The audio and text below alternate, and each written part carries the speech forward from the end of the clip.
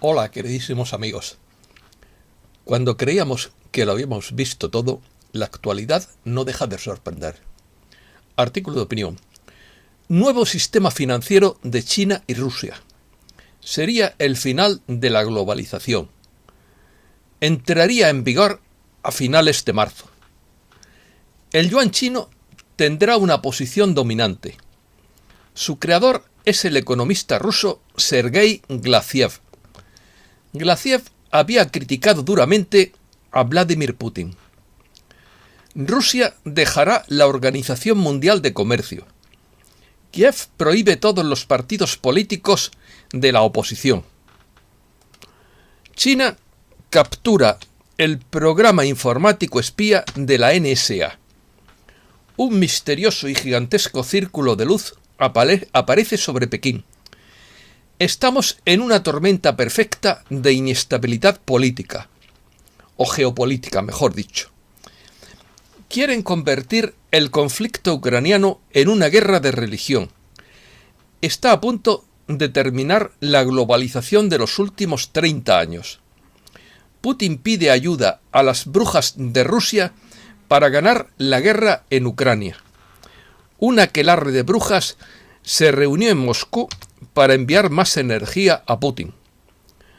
El eurasianismo es responsable del resentimiento de Rusia hacia Occidente. La Unión Euroasiática quiere tener una moneda como el euro llamada Altín. Comenzamos. La República Popular China y la Comunidad Económica Euroasiática, es decir, Bielorrusia, Kazajistán, Kirguistán, Rusia, Tayikistán y Armenia, van a crear un nuevo sistema económico y financiero mundial cuyas reglas establecerán a finales de este mes, según informa la red Voltaire. El nuevo sistema tendrá su propia moneda de referencia, cuyo valor se determinará a partir de una cesta de monedas de los Estados miembros fundadores, por consiguiente, con una posición predominante del yuan chino.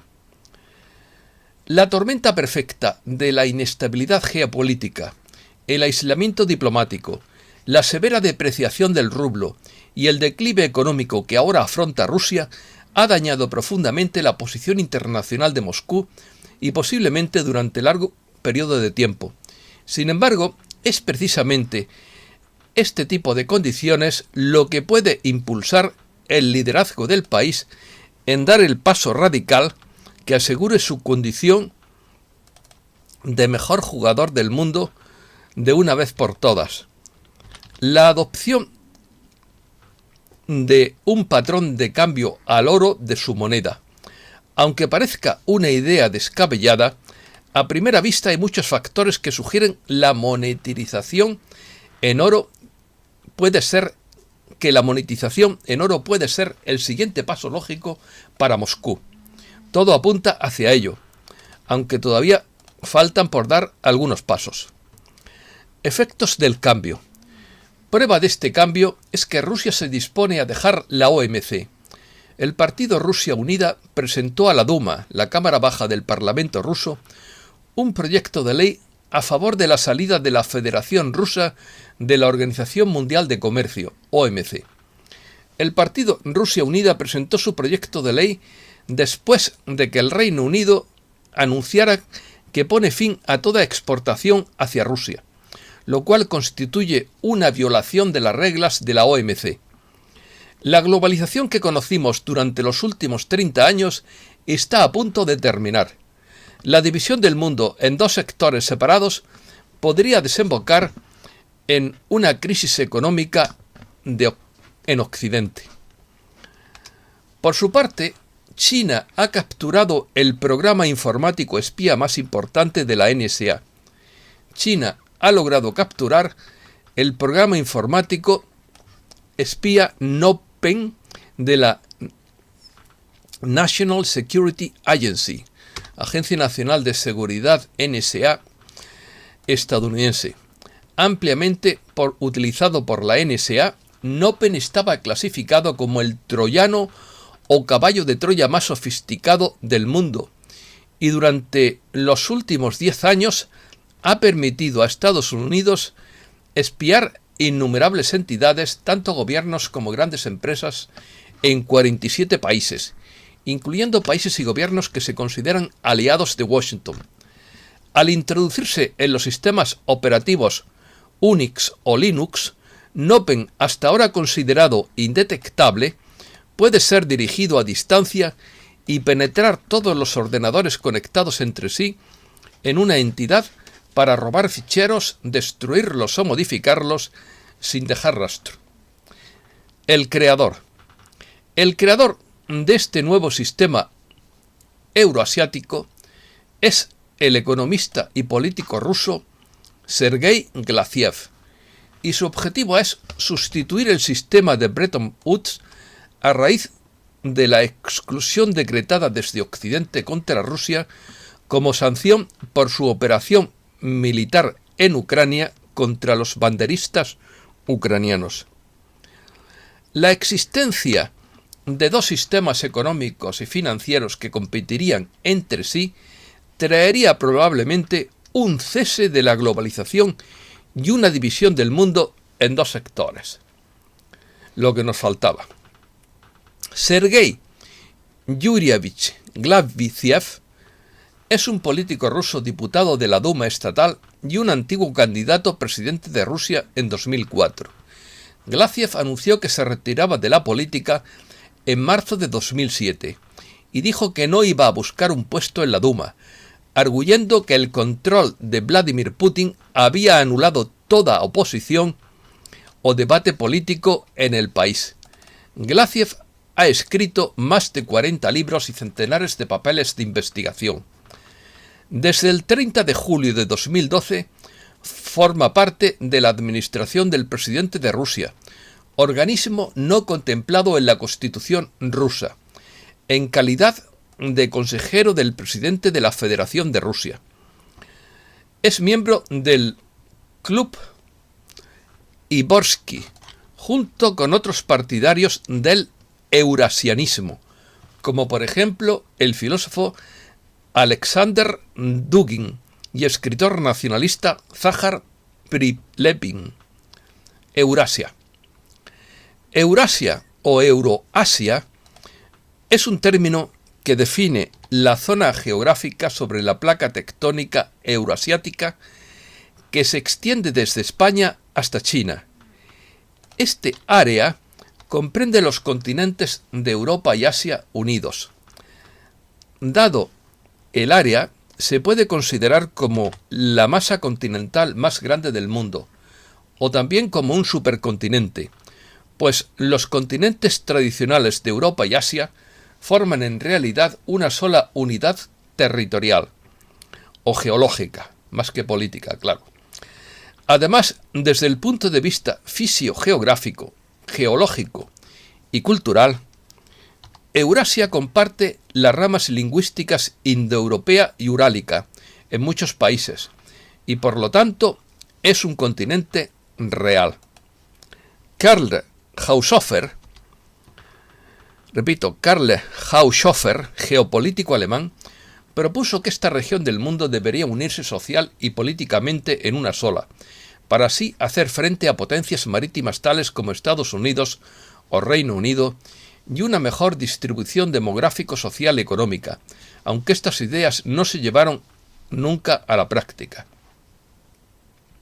El eurasianismo es un movimiento político en Rusia que postula que la civilización rusa no pertenece a las categorías europea o asiática, sino al concepto geopolítico de Eurasia, por lo que convierte a Rusia en una civilización independiente.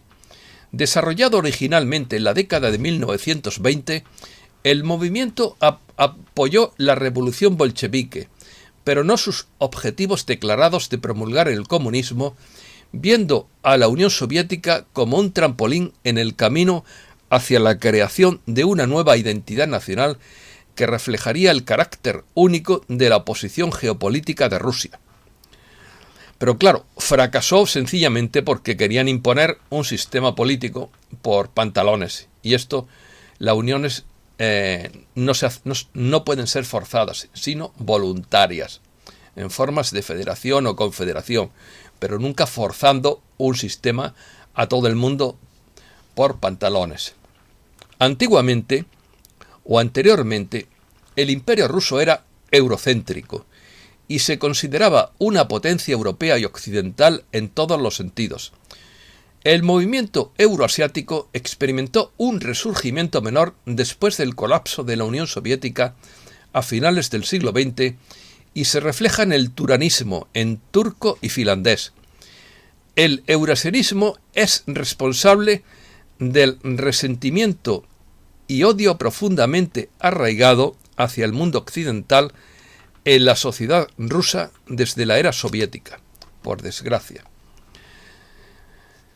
Pero ese resentimiento fue porque el comunismo bolchevique quiso forzar la situación, y toda situación que se intenta forzarse se crea un rechazo automáticamente. Unión Euroasiática. El fruto de esta filosofía es la creación de dos organizaciones regionales como la Unión Euroasiática y la Unión Económica Euroasiática. La Unión Euroasiática es un proyecto de integración económica y política de derecho basado en la unión aduanera de Bielorrusia, Kazajistán y Rusia y el espacio económico único de la Unión Económica Euroasiática, y ampliable a otros estados de la Comunidad Económica Euroasiática y a la Comunidad de Estados Independientes.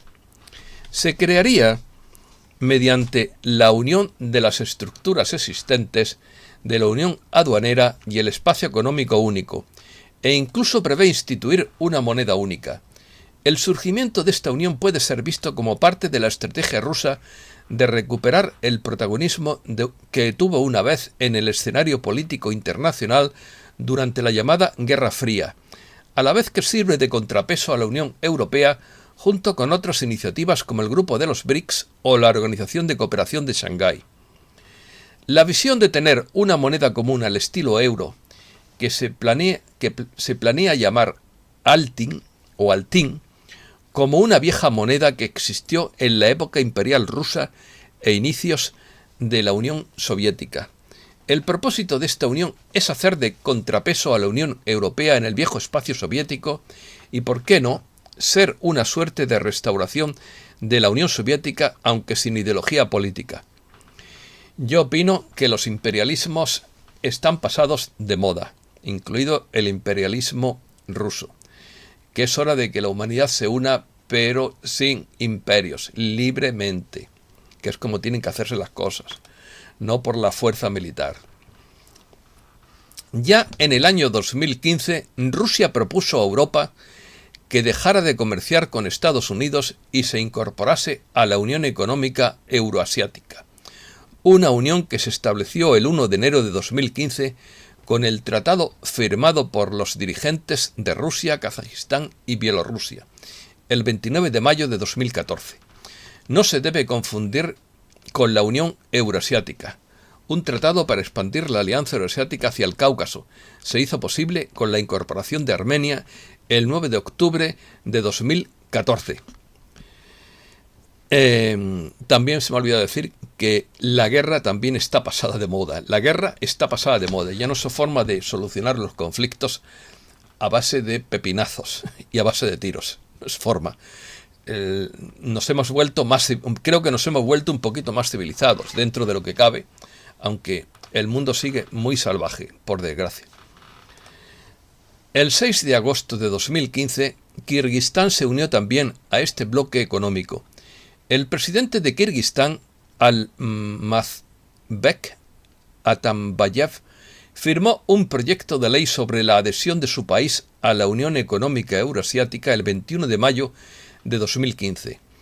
Posteriormente, el documento de adhesión fue ratificado por otros 4 miembros de la Unión Económica Euroasiática: Armenia, Bielorrusia, Rusia y, en último lugar, por Kazajistán, el 4 de agosto de 2015. Críticas a Putin. Aunque Sergei Glazyev es ahora consejero del presidente Putin, el 10 de marzo de 2004 escribió un artículo titulado «¿Por qué voy contra Putin?», entre comillas, dijo entre comillas, que Rusia está atravesando por una de las crisis más profundas y prolongadas de la historia moderna. Se trata de una crisis provocada por el hombre que ha golpeado todas las esferas de la sociedad y del Estado. Esta crisis no es un desastre natural, sino consecuencia de la elección de una falsa doctrina de reformas que está llevando al país a la degradación. Seguimos entre comillas. Pocos creen en la capacidad del régimen de Putin para lograr cambios serios, añadió. La corrupción y la ineficacia del aparato del Estado y la incompetencia y la inercia del gobierno no dan esperanzas de un verdadero mejoramiento en las condiciones de vida. En lugar de que el Estado se fortalezca, está volviendo a nacer como un aparato burocrático policial para aplastar las protestas sociales, exigir sobornos y asegurar la represión política. Yo estoy buscando la presidencia con el fin de limpiar la corrupción y la arbitrariedad burocrática del aparato estatal y para convocar a personas competentes y responsables a que participen al servicio del Estado. Punto. Rusia ya no puede aguantar otros 4 años de pillaje y destrucción. Esto lo dijo en 2004. Y ejemplo de sus afirmaciones es que Putin ordenó detener a todos los rusos que se manifestaron en contra de su guerra. Guerra de religión. Los straussianos quieren convertir el conflicto ucraniano en una guerra de religión. Al margen del encuentro de Roma entre China y Estados Unidos realizado el 15 de marzo de 2022, Washington ejerció fortísimas presiones sobre el Vaticano para tratar de presentar el conflicto alrededor de Ucrania como una guerra de religión. En tiempos del presidente Bush padre, los discípulos del filósofo Leo Strauss, llamados straussianos, concibieron la idea junto con Bernard Lewis de movilizar a los musulmanes contra Rusia. Aunque se trataba de una estrategia totalmente fabricada, el asistente de Bernard Lewis, Samuel Huntington, la presentó después como una fatalidad que denominó choque de civilizaciones. Esta estrategia, ya aplicada en Bosnia-Herzegovina y en Chechenia, resulta ineficaz en Ucrania, donde ambos bandos son cristianos. Ama a tu prójimo como a ti mismo. Fíjese cómo aman a los cristianos, como aman a su prójimo como a ellos mismos.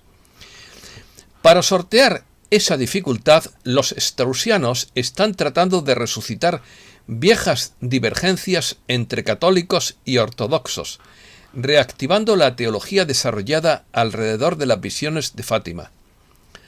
Hace 3 años, los straussianos provocaron una escisión en la Iglesia Ortodoxa, creando una Iglesia Ortodoxa ucraniana no reconocida por el Patriarca Ortodoxo de Moscú, sino por el de Constantinopla. O sea, que ya también entre los ortodoxos también hay divisiones.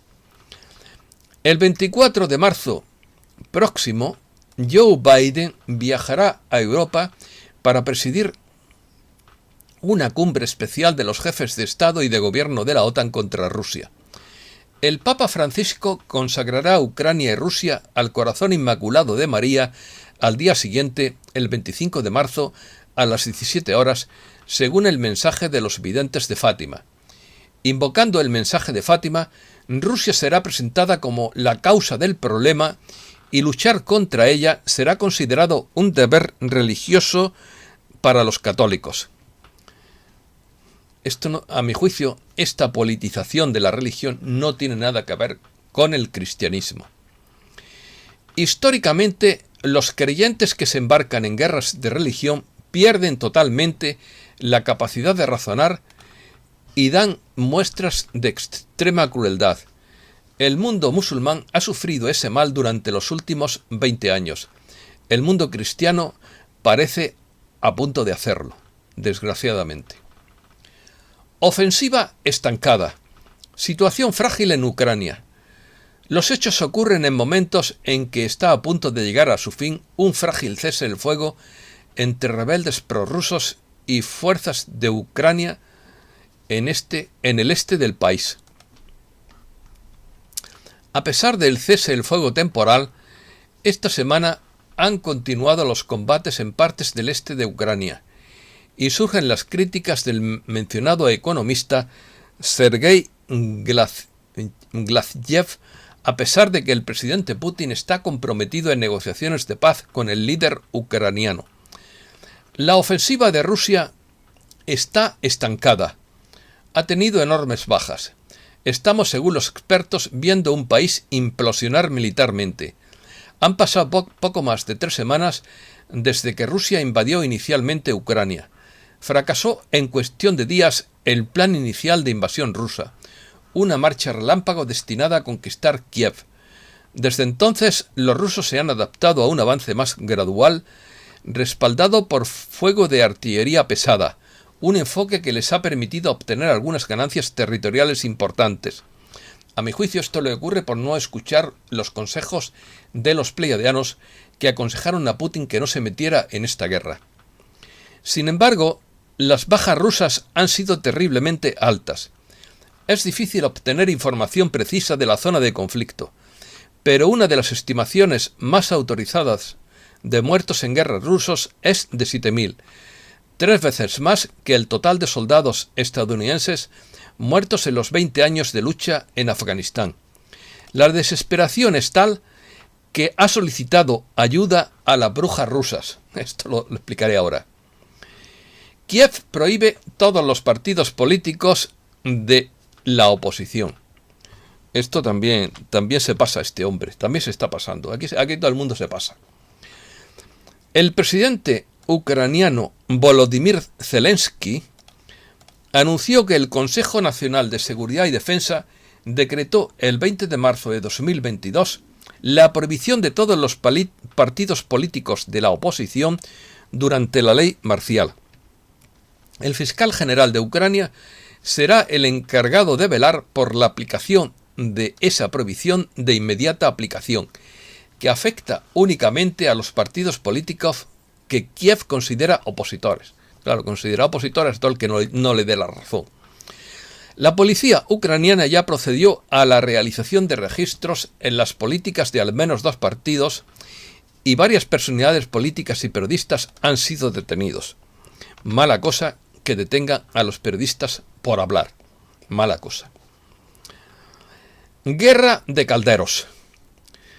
Las brujas rusas amantes de Putin lanzan un hechizo para enviar energía mística o energía mágica más que mística, porque la mística no tiene nada que ver con las guerras, para ayudar a Putin a destruir a sus enemigos, según publica The Sun. Un aquelarre de brujas en Rusia ha realizado un círculo de poder en Moscú como forma de enviar energía mística para ayudar al presidente Putin a derrotar a sus enemigos. La reunión de brujas y videntes realizó el ritual que se dice que es uno de los más poderosos de Rusia, el martes, para apoyar al presidente de 66 años. La bruja principal se llama Aliona Polin y leyó el encantamiento, rodeada de sus seguidores, todos vestidos con capas negras en la capital, Moscú. Ella dijo, entre comillas, por favor, esto es entre comillas, no es una declaración mía, es el hechizo, es un hechizo. Invente la grandeza, el poder de Rusia, dirija el camino de Vladimir Putin de manera correcta y en todo el mundo mío, respira a aquellos que desean odiar a Rusia. Que Rusia se levante y se aleje del dolor y la pobreza y que los próximos días abran las puertas de la felicidad para Rusia. Todos alaben. Bueno, en este hechizo solamente estoy de acuerdo en una cosa. Deseo felicidad para Rusia y para todo el mundo. Y para Ucrania también, por supuesto. Porque si hay algo, lo único en que estamos de acuerdo todos los seres humanos es en que todos buscamos la felicidad y huimos del sufrimiento. Los rusos han sido tradicionalmente supersticiosos, con muchos hechizos lanzados desde la época pagana. Durante el siglo XVII se llevaron a cabo muchos juicios por brujería en Rusia, donde las personas declaradas culpables de practicar el arte oscuro, serían quemadas en la hoguera. Las brujas estadounidenses dijeron en diciembre del año pasado que estaban ofendidas por el presidente Trump al referirse a la investigación de Robert Mueller sobre las acusaciones de intromisión rusa en la campaña presidencial de 2016 como una cacería de brujas. O sea, se ofendieron porque lo llamaran cacería de brujas. OVNI en Pekín. El misterioso y gigantesco círculo de luz, un misterioso, quiero decir, aparece sobre Pekín. En la noche del 11 de marzo, muchas personas vieron algo extraño cerca de la quinta circunvalación norte de Pekín, y fue grabado por un gran número de personas en Pekín y las provincias de Shanghái y Mongolia Interior.